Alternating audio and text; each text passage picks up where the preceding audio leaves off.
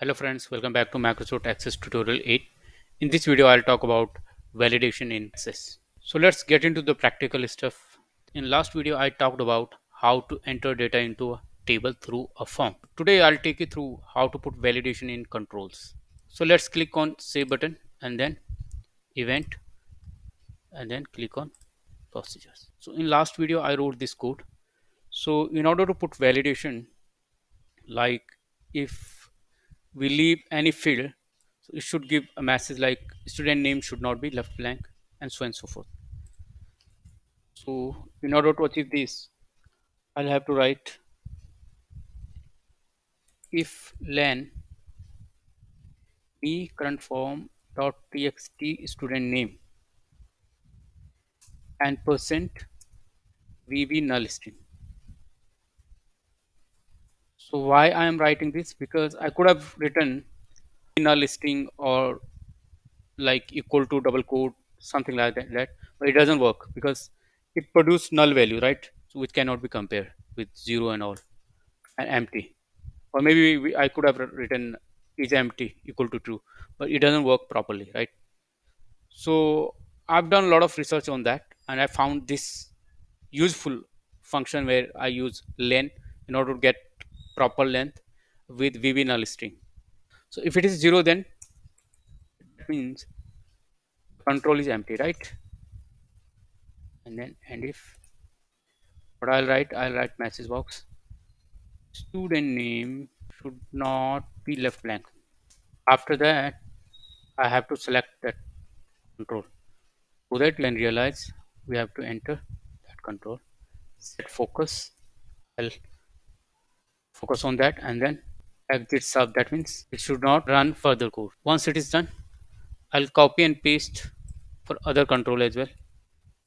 For student contact number as well. Then I'll replace that with e.txt contact. We put value as well, dot value here as well. And the third control is email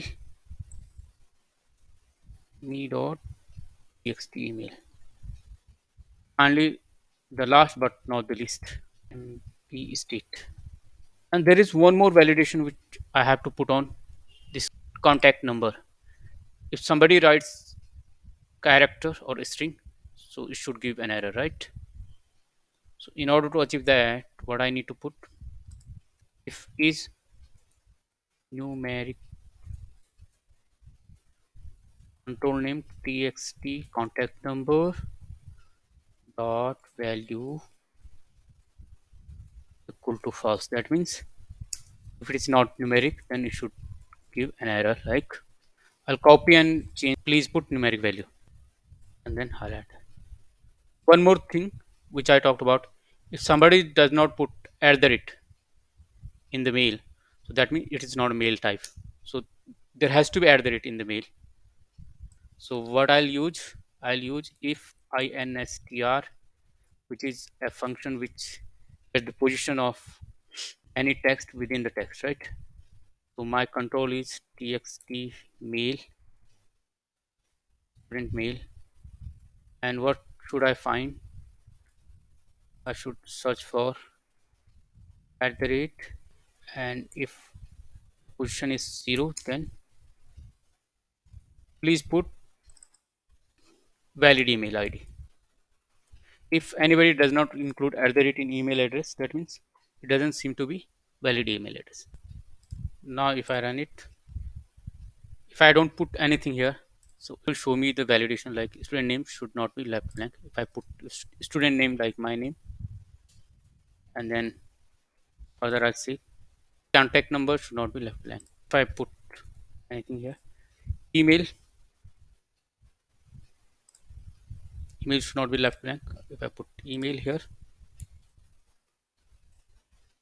state should not be left blank. If I choose state, so now if I put here some character instead of number, please put numeric value in contact number. Now if I remove this at the rate, please put valid email id. Now I'll use at the rate here. We'll save this information as well, right? So you can see same information, but I want to reset this, right? So what I'll do, I'll go back code and I would reset these all. So in order to reset those columns, what I need to do, simply I'll have to write dot txt student name dot value blank dot email dot value to blank for others as well. After that, I'll save, and after that, I want a message as well. Message box data saved successfully. So I've written this code here. So instead of this, because I want to enter data into database, so before that I cannot reset it, right? Once data is entered, so I'll reset it here, right before the message box, right? If I save it now, close it, and go to text here.